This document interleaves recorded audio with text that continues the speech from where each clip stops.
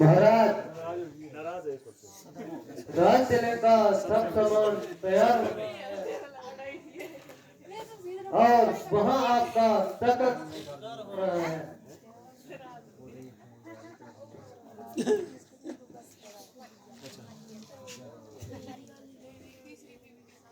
महाराज राजचंद्र के इंतजाम में इधर उधर भागते रहे, जिसकी वजह से तमाम रात जागते रहे। अगर चाह के सोने का वक्त नहीं, मगर इस वक्त जगाना भी ठीक नहीं। आप इतना काम कीजिए कि रामचंद्र को नहीं भेज दीजिए।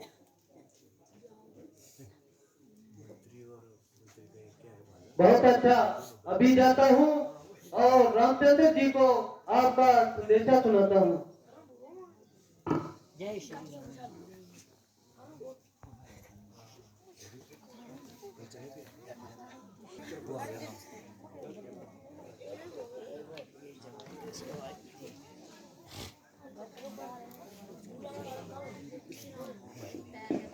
पिताजी, आपका सेवक हाजिर है, कहिए क्या इरशाद है।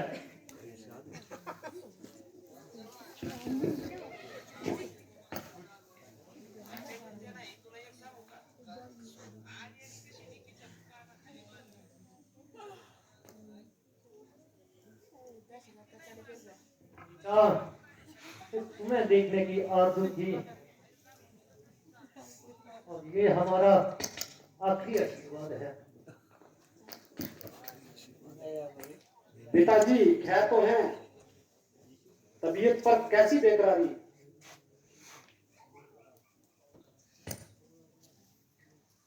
बेटा आओ जरा गले लगा लो,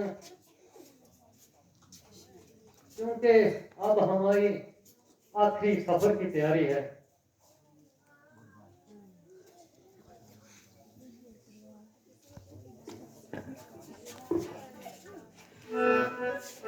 क्या हुक्म है मुझे आप आज्ञा करो, हाथ बांधे खड़ा ताबेदार पिया।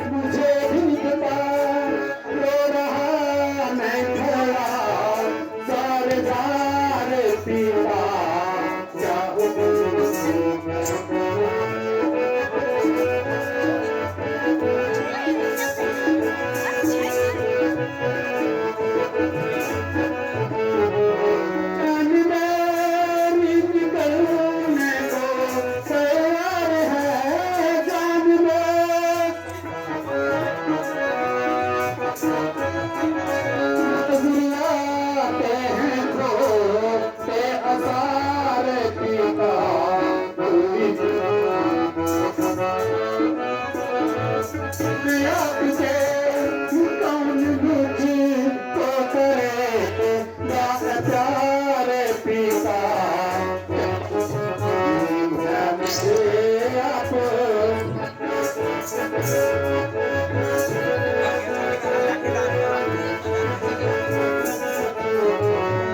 आपका ही सारा कष्ट मैं देख कर आपका ही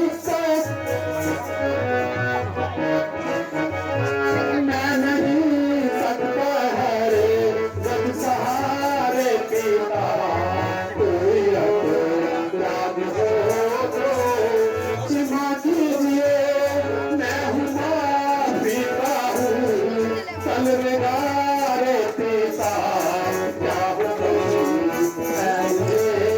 कोई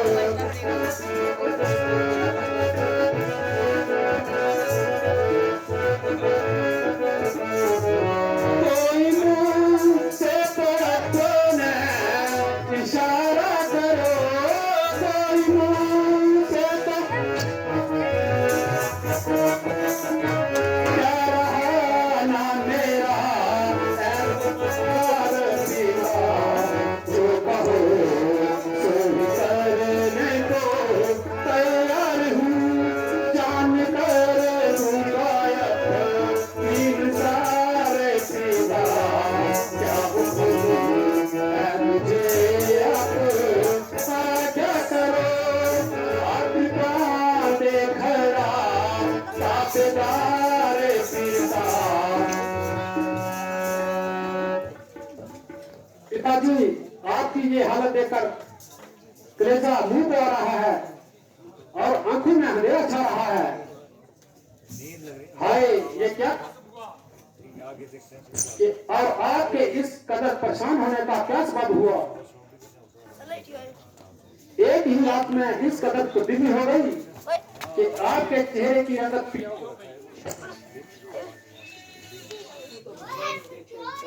आंखें बिल्कुल पथरा रही हैं और अंदर को घुसी जा रही हैं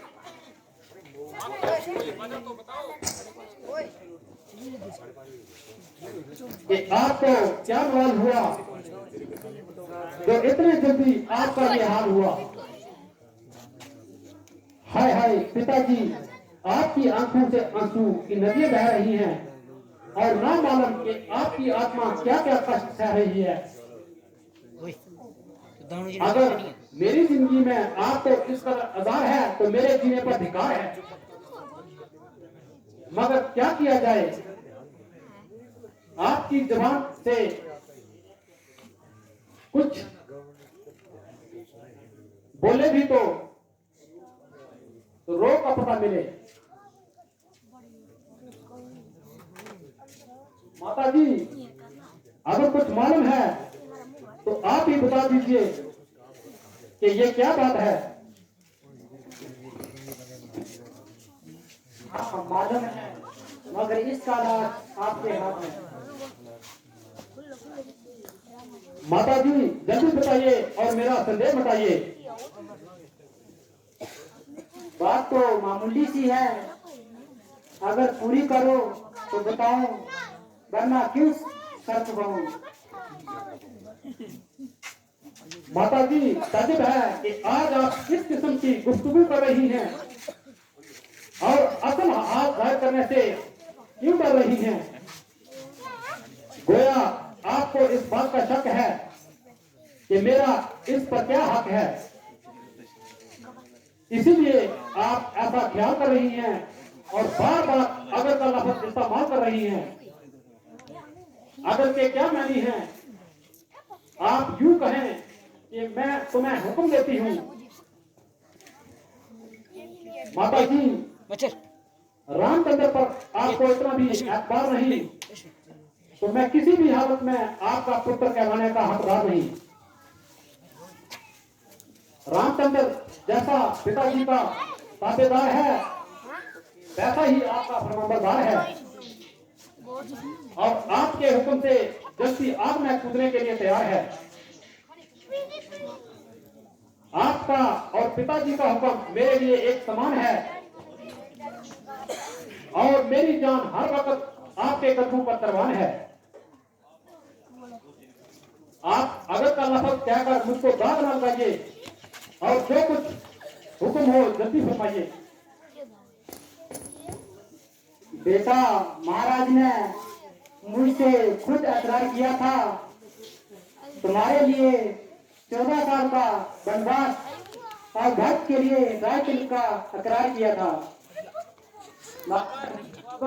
अब अपने बेटे को पूरे होते न देकर मुझे उबार रहे हैं और इसलिए इतने हाथ पांव मार रहे हैं।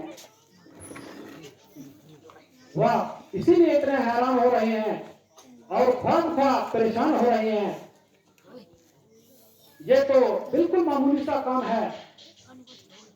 जब तक इस हुक्म की तामील न करूं, अयोध्या में तो क्या किसी बस्ती में भी कदम रखना मेरे लिए हराम है।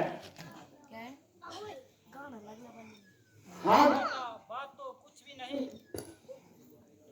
दिन गुजरते क्या देर लगती है, जब अनगिनत सदियां गुजर गई तो ये 10 और 4 14 तो बस यूं ही खत्म हो जाएंगे। आखिर ये घटेंगे बढ़ेंगे तो नहीं। परमेश्वर खैर करे, एक दिन तो कल ही खत्म हो जाएगा। और मैंने तो यहाँ तक भी कह दिया था कि मेरे लिए भक्त और रामचंद्र बराबर हैं। भक्त ने राज किया तो किया और रामचंद्र ने किया तो किया, मगर ये कहने लगे कि इसमें हमारे कुल की आन जाती है। माता जी, ये तो मामूली सी बात है। परमेश्वर ना करे अगर कोई कठिन काम भी आन पड़े तो रघुकुल की आन का भी जान के साथ है।